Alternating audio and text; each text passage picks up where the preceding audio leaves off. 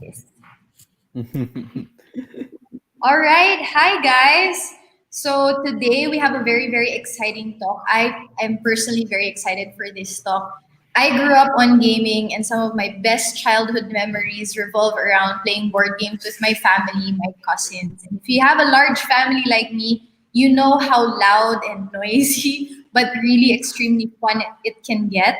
And as a teacher, I'm always looking for ways to make learning fun. So I'm really, really excited for this. I hope you guys are too.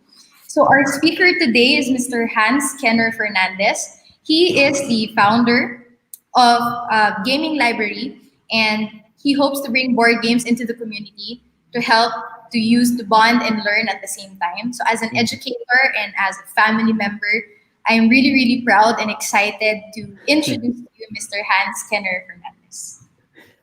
It's an honor to be here. Actually, this is my first time speaking about two of my passions, which is board gaming and education at the same time. Most of the time, it's either one or the other yung nangyayari. And I'm really excited because with the current situation happening right now, I think this topic is a lot more relatable to a lot of people. Simply because of how we can actually further promote students being engaged. So games actually are a big part of our anyone's childhood experience, diba? And you see the rise of esports and other gaming events, and how like we get. I have a lot of friends that actually say, "Alam mo, if tinuro sa amin yung Mobile Legends noon, tapos nabibilang na namin yung mga percentage yung time na yun, baka mas naintindihan ko ang math." So, actually, marami nagsasabi noon, like yung mga plus na items, mga ganon. And with everyone having a phone right now, no, the games are way more accessible Yeah, during this time. Yeah. definitely. So, Yeah, yeah. So go ahead, enlighten us on how to do this. So, to everyone out there, good afternoon. Again, my name is Hans Fernandez, and I founded Gaming Library. Our vision is actually to bring people together into a fun social learning experience. And for me, it was really meant as a board game. So, this actually started because we were always playing Monopoly together.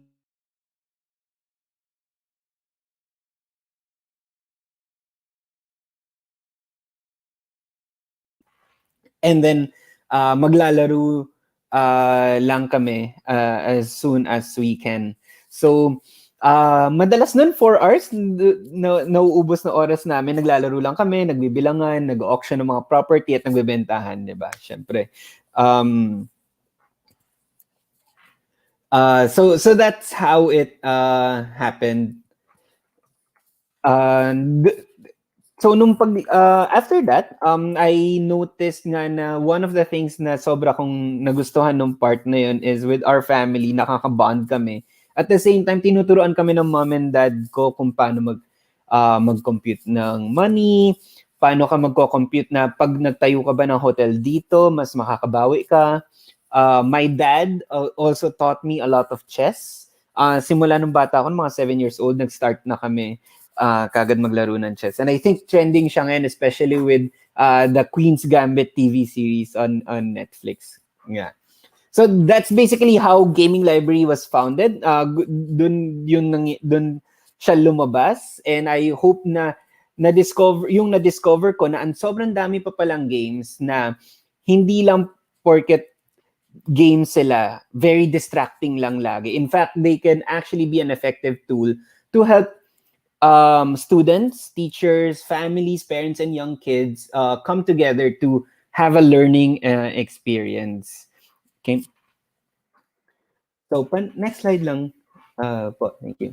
So, ano yung mga challenges of today's education? No? And I hear a lot of this both from friends who do workshops, because education doesn't necessarily be in schools lang, but also in meetings, training sa mga companies. So, yung mga challenges nila, parang pinagko-compile ko lang kasi madalas din ako na I try to join as many workshops as I can kasi nga sabi nila learning never stops. So, the first one is information overload tapos kulang ng verification. Punta ka lang ng Facebook, punta ka lang ng Google, sobrang daming mga links, articles, websites na sobrang daming information. And in fact, mga tao nga, when I attended the talk before, ang sabi nga nila, before, sobrang hirap ng information kasi kung magre-research ka, kailangan mo pa pumunta ng library for your thesis, ganun. Ngayon, isang click mo lang on the internet, nandun na lahat, 'di ba? So, yung problem ngayon is verified ba yung facts?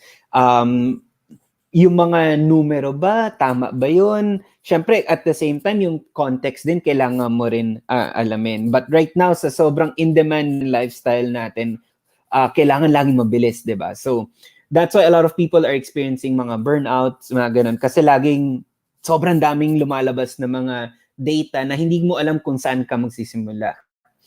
So, that's one problem.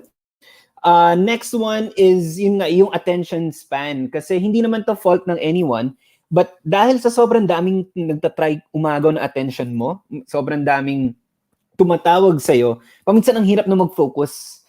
In fact, yun yung isa kong problema. Patalon-talon ako madalas sa mga ginagawa ko. 1 minute, nagtatrabaho ko. Next thing I know, may pinapanood akong YouTube channel. Or may nire-research ako, may bagong YouTube video na lumabas, totoo ba to? Or kina-counter niya yung unang punto ng video na pinapanood ko. Another one is yung may social pressure din na lumalabas na kailangan perfect ka. I think a lot of people notice this na parang, of course, kung magaganda yung achievements, di ba, parang gusto mo ipag-promote. And there's nothing wrong with that. Pero at the same time, sa mga ibang tao, parang nakukumpara mo rin sarili mo, parang, ang layo ko naman, parang ganon. Tapos, natatakot ka ngayon magkamali. And that's certainly an issue, especially after school. Marami nga nagsasabi na parang doon pa lang yung totoong edukasyon. I certainly don't feel na doon pa lang nagsisimula. Actually, doon pa lang talagang nakikita yung transition between theory and practice. Okay? So, yun yung mga currently madalas na napapansin ko nagiging challenges of today. And because of this nga, parang napapansin ko rin na sobrang dalas natin mag-react sobrang bilis. Kasi nga, you try to make sense of the world, di ba? And hindi mo na paminsan nakikita kung how you can go further or mag-deep dive, kumbaga, into an issue. Pa, next slide na lang po. Okay, so one of the things na sobra kong nagustuhan is a book called Thinking Fast and Slow. I think it was written by Daniel Kahneman. I'm sorry if I mispronounce it, but the gist of it is parang sinasabi niya dun sa book is your brain has like two systems. May tinatawag siyang System 1 and System 2. Yung System 1 is like a defense mechanism ng brain mo na you try to make sense of everything in the world. Kumbaga, kung hindi kailangan mapagod ng utak mo, ito yung magre-react para sa'yo. So this is usually yung mga instant reactions, or kung maliit lang naman na bagay, parang tinatanggap mo lang muna kagad. While yung System 2 natin is, madalas nire-reject niya yung current conception or yung current data hanggang may ebidensya na nagbaback up dun sa data na yon. So, technically, pag napapansin mong nag-react ka within like 10 seconds, normally yun yung System 1 mo. Pag sinabi na equation 1 plus 1 equals 2, at nasabi mo kagad is tama yun, that's your System 1 kasi sobrang sanay ka na dun.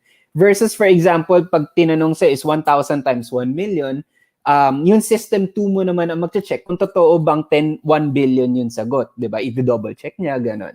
So, that's basically the difference between the two. Kung i-connect natin to dun sa challenges of today, madalas yung System 1 ang na-overload kasi nga sa sobrang on-demand ng lifestyle natin ngayon, di ba? So, madalas na-overload si System 1, tapos yung System 2, hindi masyado nakakakuha ng opportunity na mag-deep dive talaga, gumawa ng mga computation niya, talagang pag-isipan niya. So, yun yung nagiging challenge of today's modern education. And we see that not just in education also, but also everywhere else. Pa-next slide na lang po. Um, so, what's the call, no? Actually, yung maganda dito is I was able to attend a workshop na yung isang philosophy ng isang company is to slow down para bumilis ka, which is madalas counterproductive, di ba? Bakit ka babagal para bumilis? Most of the time kasi, what it tries to do is pag nag-slow down ka, you can actually be better prepared for what's coming next, whether in your next lesson plan or whether you're in your next problems, para bumilis ka rather than na bibilisan mo kagad yung sagot mo tapos yung pala malalaman mo after a while mali pala yung sagot, kailangan balikan mo. So that's the gist of it. And actually sobrang na-appreciate ko yung thought process na gano'n na oo nga naman, pag bumagal ka at talagang pinag-isipan mo, mas ma-avoid mo yung mga maliliit na mistakes na pwede mong mapagdaanan kasi napag-isipan mo ng mabuti yung problema. Next slide na lang. If anyone has any questions, just feel free to ask. Especially if meron kayong hindi maintindihan, I would be happy to answer them as much as I can. No? So basically, what board games bring is it's a concept call. Ang tawag ko sa kanya concept call in the form of education and entertainment together, or what Walt Disney is usually famous for. It's edutainment, diba? Edutainment kasi, one, it is a way to keep people engaged. It is a way to get either kids, students, or even adults, no, into an environment na pwede silang matuto na hindi nila nafe-feel na parang sinasaksak yung information sa utak nila. It involves a lot of creativity, both on the educator. Most of the time, kailangan gawan mo ng paraan na hindi sobrang straightforward para magulat yung mga nakikinig sa'yo or participants mo. And kailangan very interactive siya. Kasi, again, you want to keep people engaged, and then while you get them engaged, sinistimulate mo yung mind nila so that you can put the learnings into practice. So, essentially, 3 steps lang yung goal ng edutainment. One is to keep you engaged or makuha niyo yung interest mo. Pangalawa is stimulate niyo yung mind mo so that you can actually think or gamitin yung system 2 way of thinking. And then the third one is kailangan ma-relate siya. Kasi if you can relate to something, mas mabilis mo siyang madidibdib, matatandaan. At in the future, maalala mo yung mga napag-aralan mo or natutunan mo noong time na yun. At the end of the day, yung goal natin is to synergize fun and learning because that's one of the most efficient way for a person, di ba? Parang feel nila na ang saya pala nito, tapos natuto ko, parang sobrang sulit ng oras na ininvest ko dito sa ganitong topic na ito. And most of the time, actually, yun yung isang way kung paano, kung naalala nyo before, nag-trending si Robert Kiyosaki, Rich Dad, Poor Dad. That's one way he was able to teach the fundamentals of financial literacy sa mga tao, no? Na it's through a game na natutunan ng mga tao, ay, iba pala yung assets and liability. Tapos, paano gumagana yung balance sheet or profit and loss statement sa personal kong buhay. Okay, next slide na lang. Okay, so essentially, the first part is kailangan ma-engage natin sila or makuha natin yung attention ng participants natin, no? Whether students again or adults or even younger kids. The whole idea is kailangan ma-captivate natin yung interest nila so that we can actually create a bubble. Ano yung tinatawag natin bubble? Para natin tinatransport yung tao from one point to another point. Parang dinadala natin sa isang lugar na pwedeng maging conducive to learning. Kumbaga, maaalis natin yung distraction or yung mga ibang bagay na pwede nilang pinag-iisipan para maging clear yung mind nila. So, games are an excellent way to do this kasi most of the time, may storya yung games na dinadala ka niya dun sa lugar na yon. Kaya nga most of the time yung mga yung mga stories ng mga yung mga fables natin, nagsa-start sila once upon a time, parang ganun. Kasi pag narinig mo yung once upon a time, parang yung mind mo mag-open up, parang nakakalimutan mo yung surrounding mo, tapos naiisip mo ngayon para kang nakahook kung ano yung sunod na mangyayari at sunod na ide-describe ng mundo sa iyo, di ba? Madalas yan nakikita natin sa Lion King, sa Aladdin, ganon. With games naman, iba-iba yung storya na pinapakita niya. Two examples of this would be Pandemic. I know sumikat tong game this year, especially with the whole current situation. But in Pandemic, yung storya niya is we are putting you in the role of the World Health Organization. And ang goal ninyo is to stop not one, but apat na virus from defeating the world, di ba? So as the World Health Organization, iba-iba yung role ninyo. May isang scientist, may isang researcher, may isang operations pilot, ganon.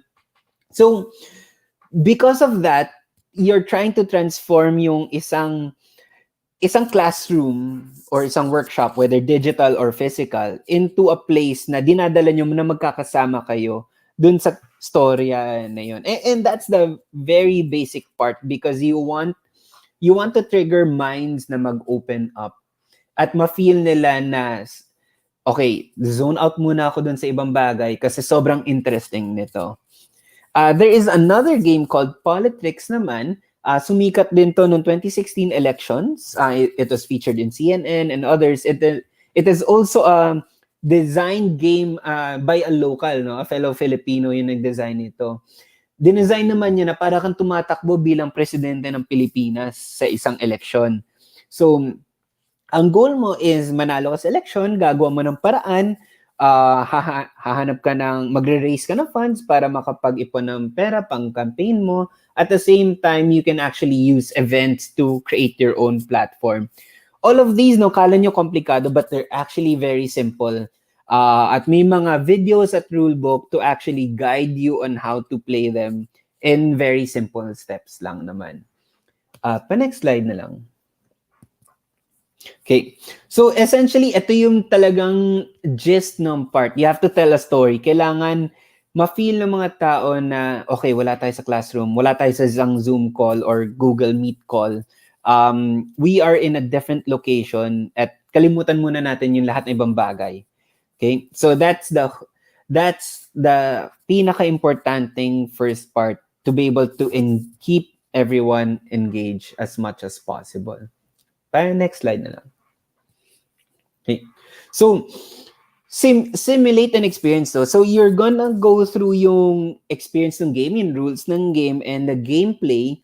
And then the idea sana is meron kayong matututunan doon. It is a way for you to actually try out yung mga skills and concepts. So, for example, in the form of Pandemic, how do you enhance leadership skills kung nagtuturo kayo ng leadership seminar? Or even, for example, in terms of operations research, paano natin dadalhin si person A na may vaccine to the next country nang mabilisan in ilang steps lang? Kasi most of the time sa Pandemic, the board game, ang habol ninyo is maging efficient kayo sa pag-distribute ng vaccine, pag-collect ng data, para matalo niyo yung virus. And you all have to help one another para yung isa magaling maglipat ng tao, yung isa magaling mag-collect ng data.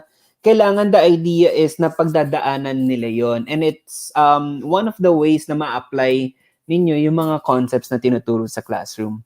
One concept such would be, actually, I remember this during my college years, na in terms of operations research, yung shortest path method, and also in math, kung ano yung pinaka, on how you distinguish yung Pythagorean theorem, where tatlong point, nandito ka, paano ka pupunta dun sa, ano yung pinakamahabang route, yun yung a-avoid ninyo. Yung shortest path naman, titingnan ninyo is how you can can manage yung opinion doon. And the game teaches you that without actually feeling na para siyang lesson step 1, step 2 na may formula, di ba? Kasi it is a way for them to actually experience going through the steps na tinuturo ng mga textbooks.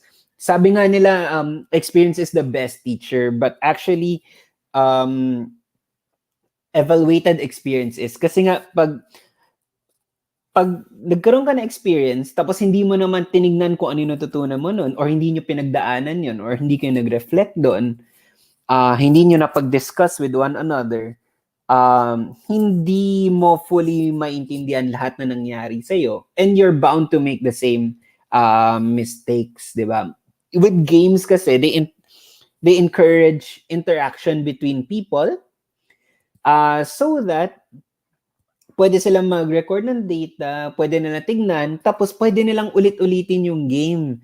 So that yung mga naisip nila, what if ganito ginawa natin, no? Or what if nagkamali tayo nun before, ganito naman gawin natin. Marirecord nila yung mga data na yun, tapos mapapansin mo din na yung mind ng mga players is nag-iisip sila ng malalim nang hindi nila na-feel na nag-iisip sila ng malalim. Hindi nakakapagod.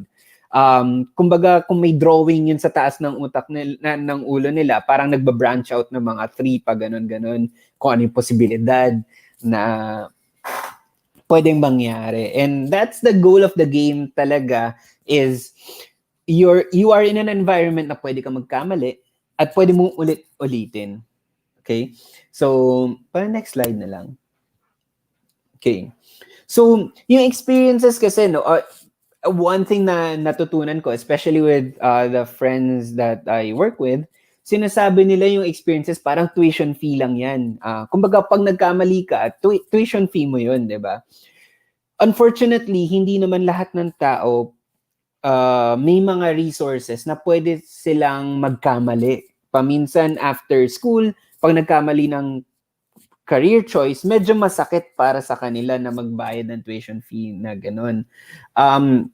The rules of board games is binibigyan ka ng pagkakataon na simulate, mag-try, na yung tuition fee mo hindi ganun kalaki. Kasi pag nagkamali ka, it's currently nandun lang sa game na yon. And in games right now, sobrang daming topics, later on you'll see, na pwede mong ihango kung ano yung interest mo. And I'm definitely sure may makikita kayong board game na gano'n. In fact, there are games that are based on mechanics to teach rather than games meant to primarily have fun lang. So, yun yung malaking bagay. With games, they put you in a safe environment na pwede magkamali, na hindi ganun kalaki yung tuition fee na pwedeng makuha sa'yo. In fact, with games, madalas one of the things we learn is okay lang matalo kasi pwede mong ulitin tapos mag-i-improve ka. Whereas in real life setting, paminsan natatakot ka magkamali kasi baka mamaya pagtawanan ka na ibang tao or ma-feel mo na parang bakit yung iba perfect in score, ako hindi. Games allow that part na maging positive dun sa mga participants. And in fact, it's one of the best reasons why I think people should always integrate activities like this kasi and encourage people, no, na okay lang magkamali, na okay lang na hindi 100 yung makuha mo dun sa game, na perfect ka. In fact, mas encourage mo sila magkamali during the games so that they can learn from their own mistakes. Yung goal natin dito, marinig natin yung mga tao na ganyan pala, paano pag ganito, baka pwedeng ganito ang gawin natin, or even magtatanong sa teacher, prof, bakit nagganon ang nangyari? Paano maiwasan yun? Yun yung mga questions na nagbubukas sa isipan ng mga tao, no? To be able to slowly think deeper.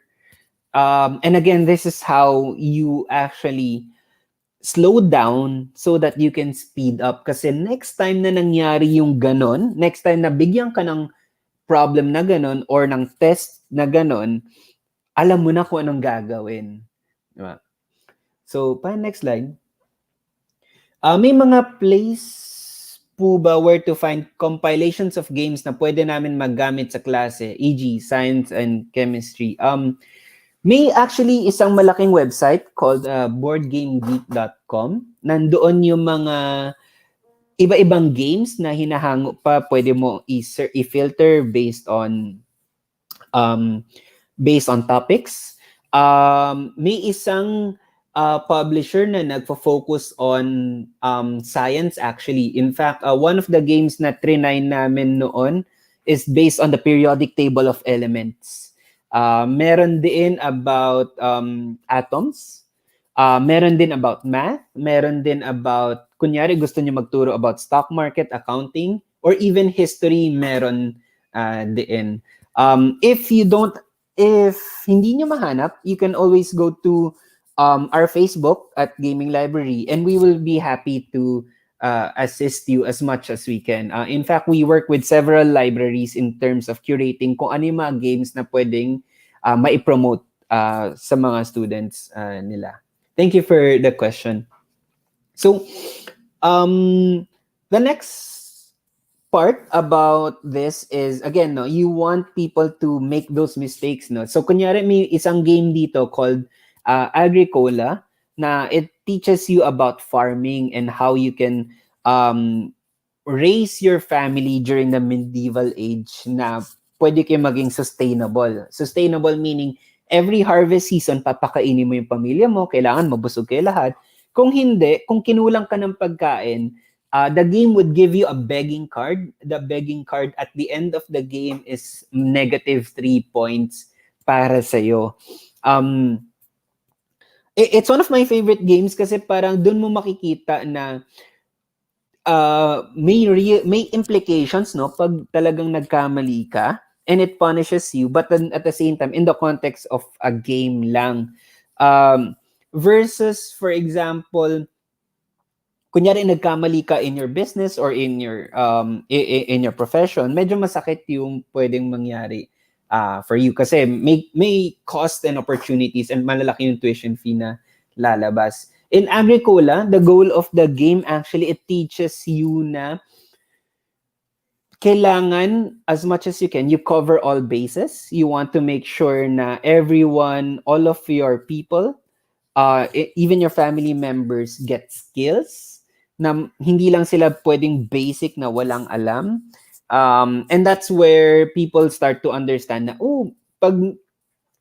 pag binibigyan ko pala yung tao ng education or ng skills training, they can do more for everything that they do. Kasi the whole point of Agricola is it's a worker placement game, meaning pag may mga actions on the game na pwedeng magbigay sa'yo ng mas maraming resource, but only if they pass a certain skill requirement, no? So, in this case, dahil medieval age, pamilya mo yun versus a company. And again, ang pinakamasakit na mangyari is nag-harvest kayo tapos kulang yung pagkain, ipapunish ka ng game noon. Kasi most of the time, sabi ng ibang tao, paggutumin ko na lang isa o dalawang members ko tapos yung iba sobrang ganda ng skills. Hindi pwedeng ganon, di ba? The game promotes a balanced family in terms of skills. So that's one. Another one is actually a game called Container. In Container naman, if you're trying to ship goods from one country to the next, makikita mo yung supply chain issues, di ba? Lahat gusto puno yung barko, lahat gusto mailagay yung mga gamit nila doon. Tapos at the same time, kailangan kayong makipag-negotiate with friends and the other players so that makikisabay ka sa barko nila, they get something in return while you get something in return. So, this is more on distribution, economic supply chain, yung tinuturo. And makikita mo on how tight, when I mean tight, no, parang like sobrang no room for mistakes yung mangyayari. Kasi pag nagkamali ka, sobrang lalamang yung mga kalaban mo. But again, kung nagkamali ka, at least it's in the context of the game. And you can actually make it fun, no, for students and participants na ma-appreciate nila yung ganitong type of game. Kasi it involves turning theory of operations research, math, and economics into actual practice. Nakikita nila kung ano yung mga nangyayari. Okay? Pa-next na lang. So, again, no, there's like a funny part lang. Like, may mga friends kasi ako na sinasabi, alam mo kung binigyan nila ako ng solve for x equation na ganito, 150 plus 65, close, open and close parenthesis times 1.25, solve for x, parang gano'n, nabobore sila. Versus parang ngayon, pag kunento mo sa kanila, paano kung in Mobile Legends terms, paano kung binigyan mo ng weapon si Carry na may ganitong plus damage, plus attack, and then may ganito pa siyang dinagdag na item, ano yung magiging damage niya? Parang yung mga tao biglang napapaisip bigla.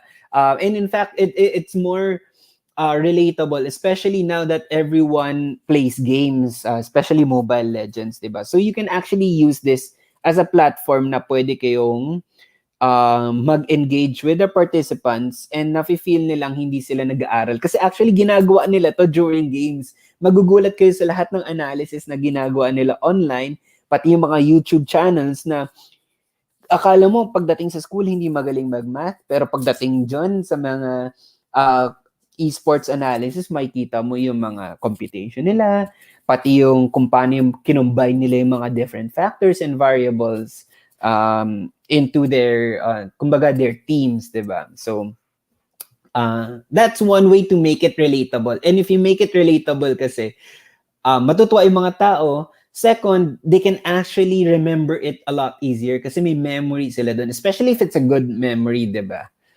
And para next slide na lang. So there are certain games that we want to promote that have memorable life lessons. I use this for my own experience. So I have Cashflow 101 where ang tinuturo niya sa'yo in a nutshell, di ba? Parang like in one sentence, sasabihin ko is kailangan mag-ipon ka muna ng assets first. We also have chess na tinuturo naman niya is pag gumalaw yung kalaban mo, kailangan i-counter mo yon. And then, wag ka mag-iisip na hanggang isang step lang. Kailangan mo pag-isipan. Pag ginawa ko to, anong gagawin niya? Anong gagawin ko sunod? Anong gagawin ko sunod? And that's the beauty of the game.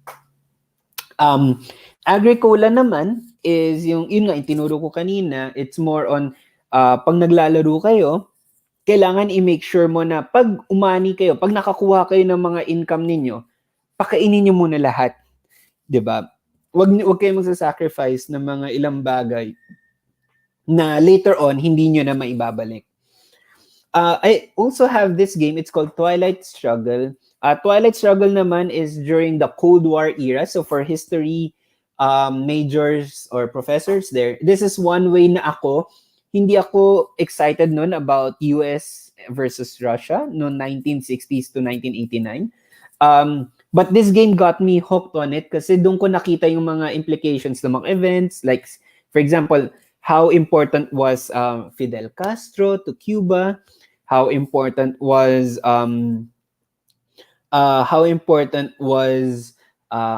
Sadat and De Gaulle and all of these important factors, pati yung Marshall Plan na ginawa ng US into Western Europe, and it made things a lot for me relatable na sobrang na-appreciate ko. In fact, after playing several games of this, napabili pa ako ng mga Cold War books noong time na yun. We also have Pandemic, where in Pandemic, since it's a cooperative game, lahat tayo nagtutulungan and we're all members of the World Health Organization, makikita mo na lahat tayo may iba-ibang roles kasi lahat may iba-ibang strengths. Pwede yung iba, leadership ang skills nila. Yung isa, communication. Yung isa, magaling mag-analyze. But then at the end of the day, to save the world from the virus, kailangan lahat magtulungan at lahat equal. Hindi pwede yung isa mas mahalaga dun sa other person kasi pag nangyari yun, magkakagulo lang yung team ninyo tapos hindi niyo magagawa yung or ma-achieve yung goal ninyo. We also have another game, it's called Catan. Isa ito sa mga sikat na games na ang tinuturo naman niya is the whole point to develop a settlement or civilization is kailangan mo makipag-trade with another civilization. Bakit? Kasi pwedeng meron tayong resources na wala yung iba, meron din namang resources yung ibang tao or ibang country na wala tayo. And we have to find that balance na nagiging equal at nagde-develop both parties. So it enables, if you want to learn about negotiation skills, trading skills, bartering, this is a game na I would highly recommend. Next slide na lang. Okay. Also, no, because of the COVID-19 situation, there are challenges. Kasi before, pag nasa classroom, pwede magturo ka agad ng mga games kasi dadaling mo lang yung games physically. But now na kailangan everything is digital, there are some games na hindi pwedeng i-implement during this time. So, may mga solutions na pwedeng gawin. One part of it is called a roll and write game. It is a new parang genre siya na lumabas. Think parang bingo na lahat tayo may papel. Tapos on the stream or online, may nagko-call out kung ano lumalabas. So, the idea here is meron kang papel, may sheet ka, tapos may nagro-roll ng dice. Depende dun sa labas ng, depende dun sa result ng dice, ima-mark mo dun sa papel mo. This time though, may mga iba-ibang tema. May roll and write games that would help you develop a village. May mga ibang games na pure math and probability yung tinuturo. May mga iba naman na tinuturo niya is more on tug of war challenges. So this is one part. Most of these are very affordable. Tapos can be done whether one player or scalable siya up to 99 players in fact. And most of the time may mga resources na free.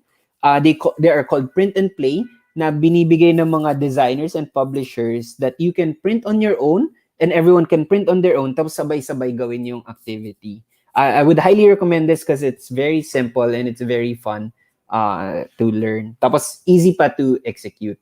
If you guys need help on this, this is my favorite genre now. I play a lot of this and I can easily help you. Just reach out to us on Facebook or on our Instagram. Next slide. May mga iba rin versions ng games na ginawa naman, nagkaroon ng app. So, pwede rin ito as a solution during this time where lahat ng tao magda-download ng apps as on their free time, they can actually try out these games to apply yung mga natutunan. Parang homework assignment na hindi mo feel na homework assignment.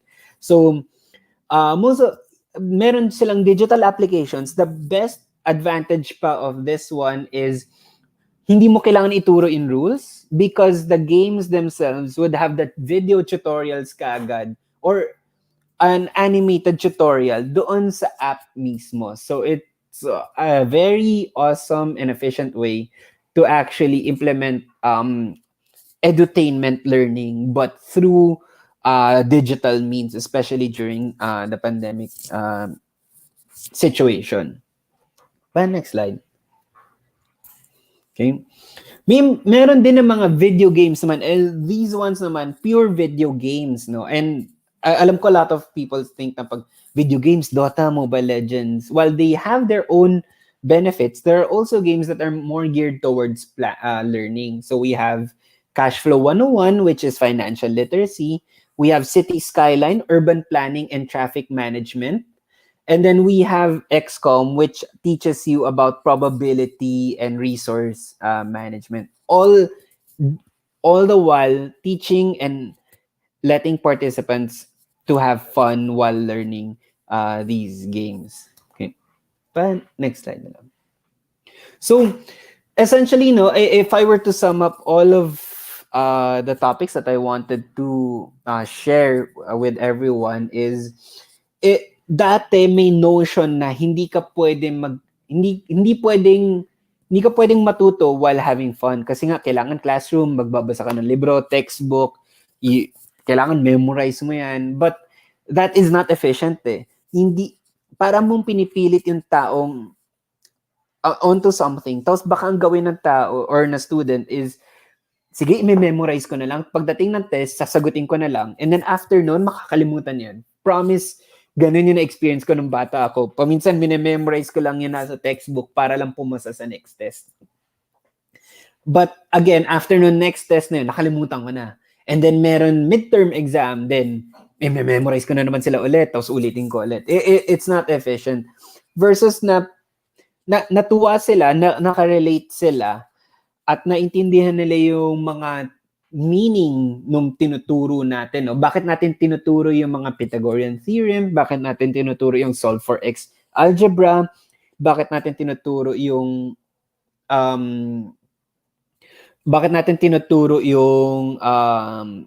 communication skills? It's all because of that. And if people try to understand that and they can integrate yung learning na to, I'm sure if they have fun, maalala nila to, and a few years down the road, if they need to recall something, they would remember a very good memory, and they would also remember us educators being able to share this experience with them. So that's essentially my talk. I hope you guys appreciate it. I hope you guys get a sense of what edutainment is all about and how we can use games to level up the teaching experience. I know for a fact a lot of people have been asking me about it because dun sa mga ibang streams na ginagawa namin, tinatanong din ako on how we can keep the younger generation engaged as much as possible, diba? So hopefully you guys like this. If you have any questions, please feel free to ask us. I think we are going to the Q&A. Correct me if I'm wrong. And I'll be happy to answer them. Yeah, okay. Yon. Galing. Ang dami ko natutunan. Grabe. Seriously, because as an English teacher, I'm always also trying to look for ways to get the students engaged, especially in high school. You know, it's really deep literature.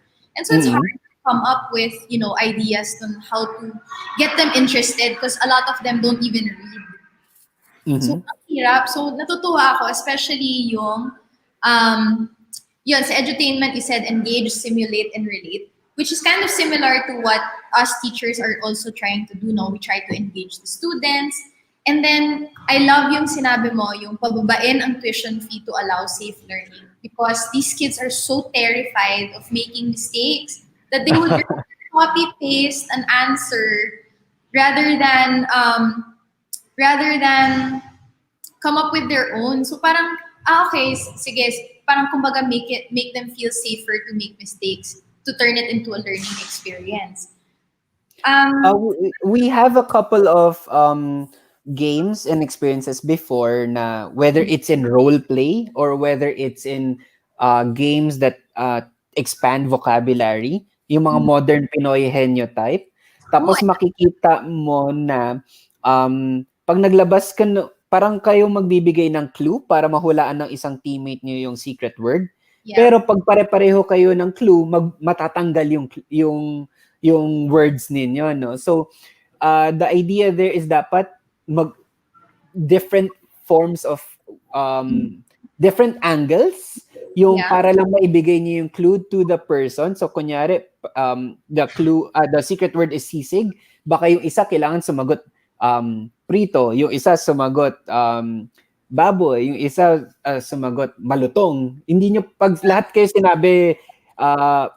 sinasabing sizzling, matatanggal lahat ng word na sizzling tapos kulang na yung clues na may bibigay ninyo. So may mga games na yung katulad ng mga ganon. And actually that's one of our best sellers during this year. That's so creative. Nako, I'm going to use that in my class, especially sa younger grade levels, no? But I have a question kasi when I tried making a board game, no? So I attempted. Did not succeed, but I attempted to make a board game. Parang I kind of got stuck na parang, okay, how do I go about this? And it suddenly became so complicated na parang I was like, you know what? I'll bench it muna and then I'll just come back to it. Is there a way, like, parang can we ask you guys with your company to, I don't know, maybe team up with educators to come up with games? Kasi there was a question kanina, I think, na parang kung aligned ba sa MELTs, which are our competencies as teachers that we have to address. Is it possible kaya for us teachers to work with you guys to create aligned sa curriculum na games? Actually, the best part about that is we're very open, and in fact, we have a community of avid board gamers, both in the design field and in the education field. No, actually, maraming educators na naglalaro ng board games talaga.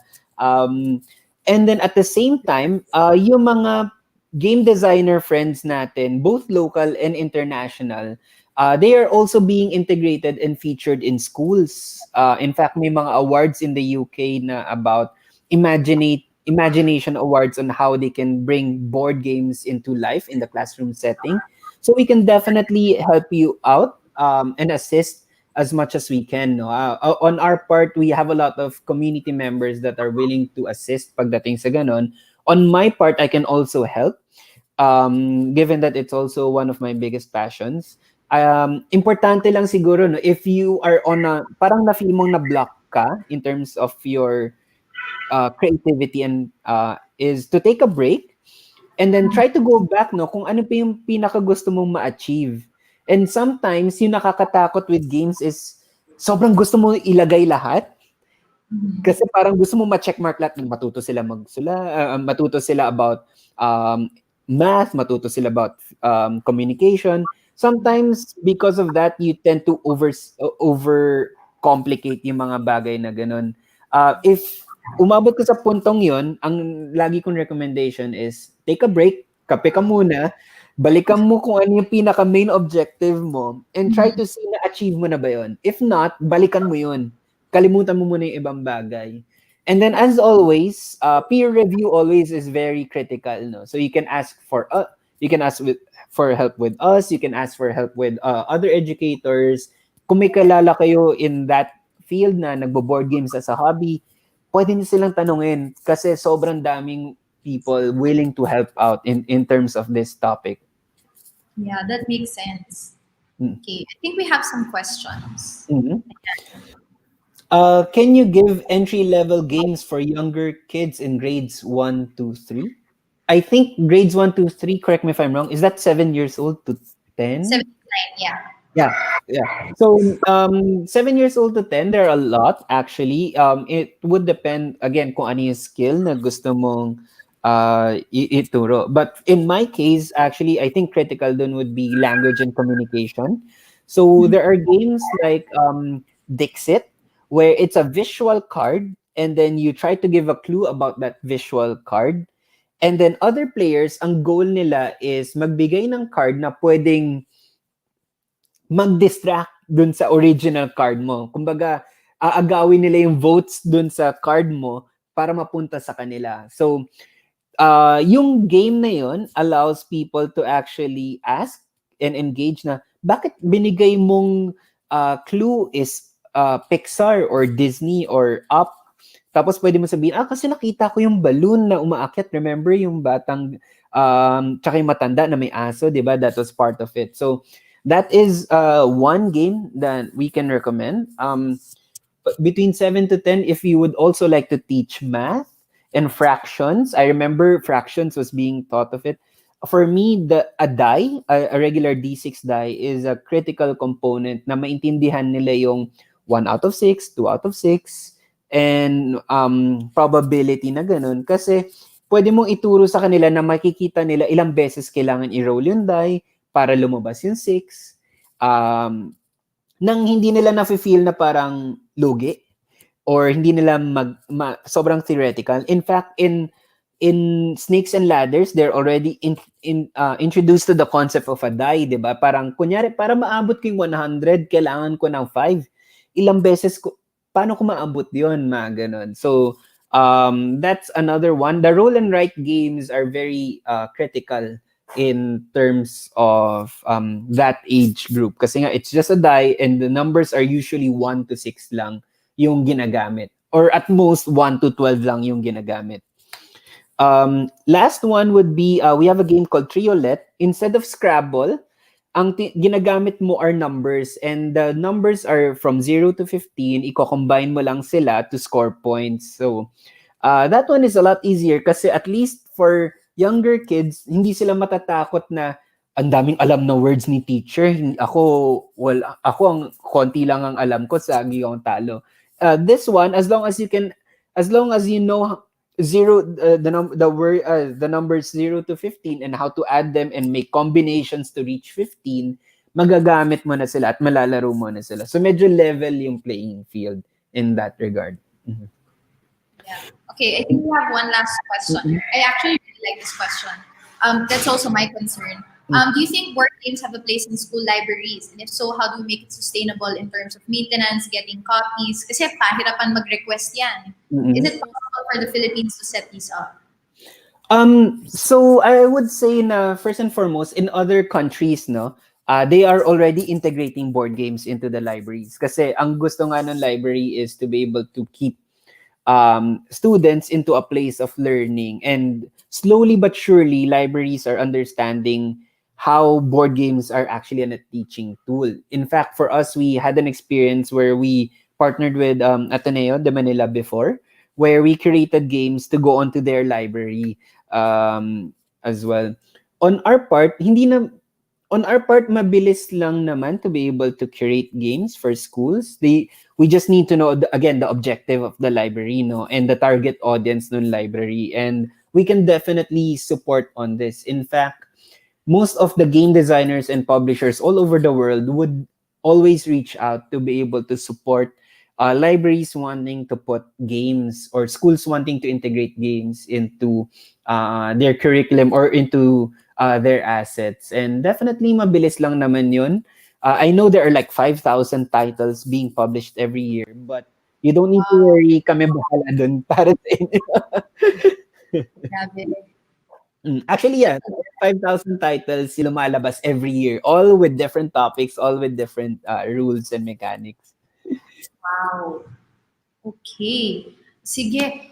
Um, you know what? I'll have to message you after this because I have so many questions, but Mm. unfortunately, we don't have that much time. But thank you so much for sharing your knowledge. I, for one, as a teacher, and I'm going to tutunan. And, you know, they say the best way to know that you did a good job is if you generate more questions than answers. So I Yes. have many questions for you. So be patient with me. I really want to implement this in school. It's yeah.